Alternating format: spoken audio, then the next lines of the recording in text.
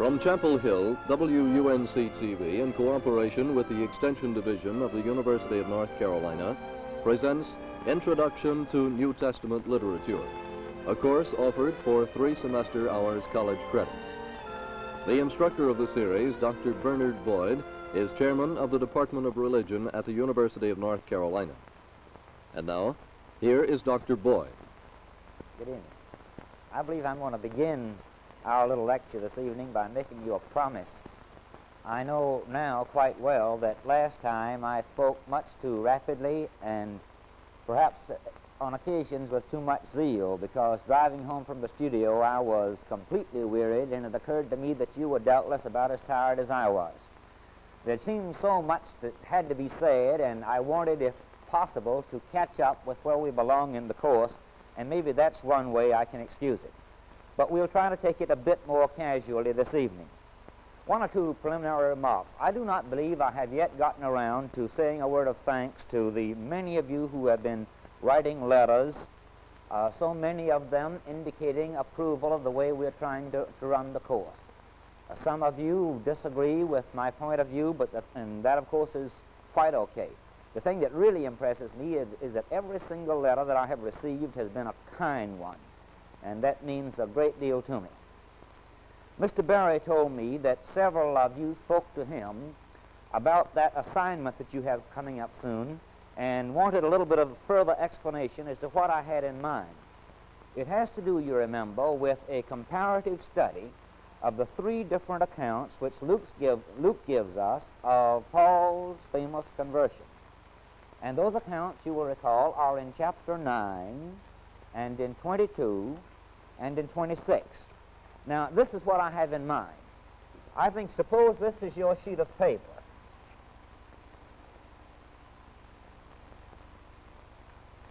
I think if I were you, I would divide it that way, have 3 columns. And then, of course, at the top you would put Acts 9 and then 22 and then 26. And you would study carefully the 3 accounts in those 3 chapters, and the things that are alike in each of the 3 chapters, I think I would indicate, and the things that are unalike. For instance, the voice out of heaven on each occasion, is it, Saul, Saul, why persecutest thou me? If in one of the accounts the phraseology differs a bit, I would make note of that. Did everybody fall down to the ground, or did just Paul fall to the ground? Did everybody see the vision Paul saw, or did he see it alone and the others were simply dumbfounded in the sudden realization that something quite inexplicable was taking place? I think almost surely I would begin by pointing out the difference in the occasion. I don't want to do your assignment for you, but I do want you to understand what I want you to work at. I would point out that in chapter 9, here is Luke's historic write-up of that event, an objective description, as best he can do it, of the fact that a certain man named Saul, on a certain occasion, had an experience that transformed his life. And then chapter 22 is an occasion when Paul himself is telling others about the experience that transformed his life. But when he's telling others of it in chapter 22, he is standing, you recall, on the fortress of Antonio's steps before a howling mob of people who have been incensed because they think he has violated one of their strongest prohibitions, that having to do with the bringing of a Gentile within the temple precincts. They're angry. He hasn't done it, of course, but they have been led to believe that he has. They're angry at him, and facing that kind of hostile audience, he makes the great speech that we have in 22. Now in 26, there is much the best known of all. That's the one that he makes in defense of his life in such regal surroundings when he addresses himself to King Agrippa.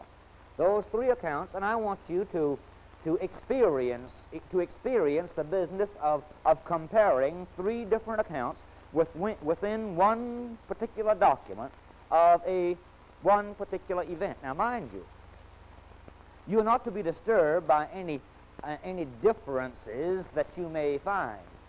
Luke knew of all 3 accounts. He put them all in. If there were differences, he knew of those differences, and it is a credit to his his integrity as a historian that we have the record just the way we have it. Get to work on it, please. As I recall, it's due before very long. Now, I believe that's all the preliminary information that I had in mind to suggest this evening. I think it's time for us to get to work.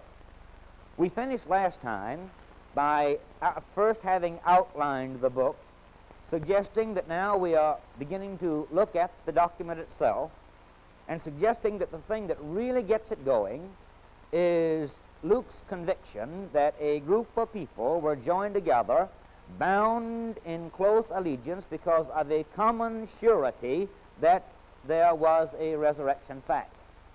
And I told you about their waiting in Jerusalem, and I told you of the certain demands for effective waiting. And then there is the very brief description or reference to the fact of ascension, and now Luke's about ready to go. It's an interesting thing, a little bit anomalous. We're often saying that this book of Acts is about the most dramatic book in all the Bible. Very often when people ask me, well, now, all right, you've got me interested, where do I start studying in the Bible? Very often my reply is, I recommend that you start with Acts.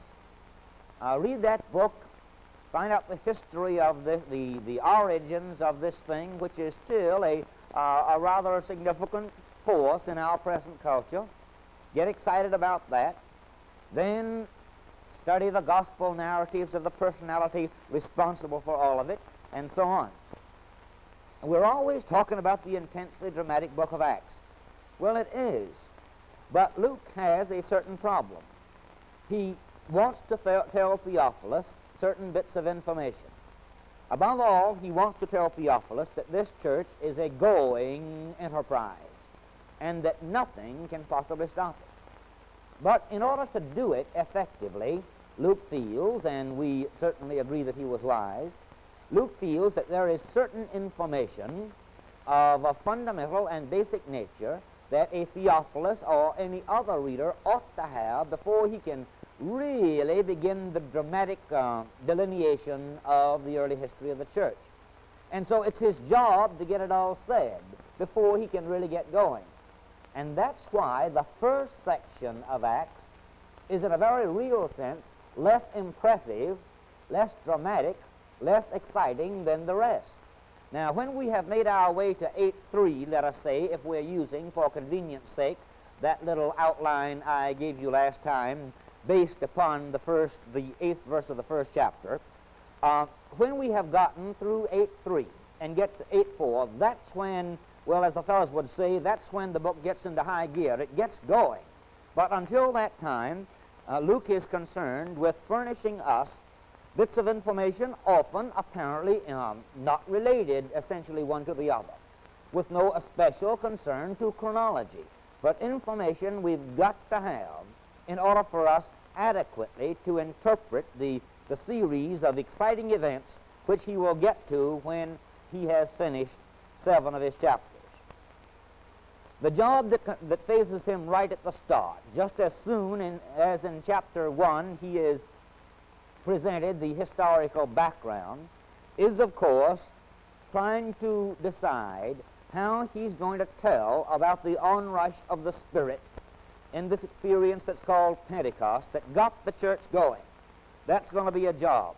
It seems almost as though he wants to put it off a little bit longer while he, humanly speaking, gets his thoughts together, formulates his plans, as he gives us a paragraph indicative of the apostolic concern that they are no longer 12, simply 11. One had betrayed. Judas was no longer with them. No longer the magic circle of 12, but now 11. One is missing. Something must be done. And so they begin to make decision as to how they can best fill that vacancy, do something about that empty seat yonder in the apostolic group. And you remember, they checked the available possibilities. The church is quite democratic, even from its very beginning. They are aware of the certain demands of the apostolic group, and they find out that there are 2 people who apparently fill the bill. They qualify. They can, among other things, most importantly, say that they with their own eyes saw the risen Lord. That was the demand of apostleship. Well, now, they've got it down to two, and they can't decide which one of the two. And so we are told that they cast lots, and the lot falls upon Matthias. He becomes the apostle to take Judas's place. Well, now, we don't hear of him anymore. And basing their argument on silence, which is always a rather dangerous thing to do, more than just a few scholars through the years have opined that really it was a rather impatient group of apostles, and we had just been pointing out, you know, the imperative necessity of patience. Why in the world didn't they wait? Why didn't they look the field over? Why were they so anxious to get again that magical number of 12? And as it were, almost get anybody just so we've got 12 again. Because they have decided we don't read of Matthias anymore. Apparently he didn't pan out. Apparently he wasn't influential, didn't do much.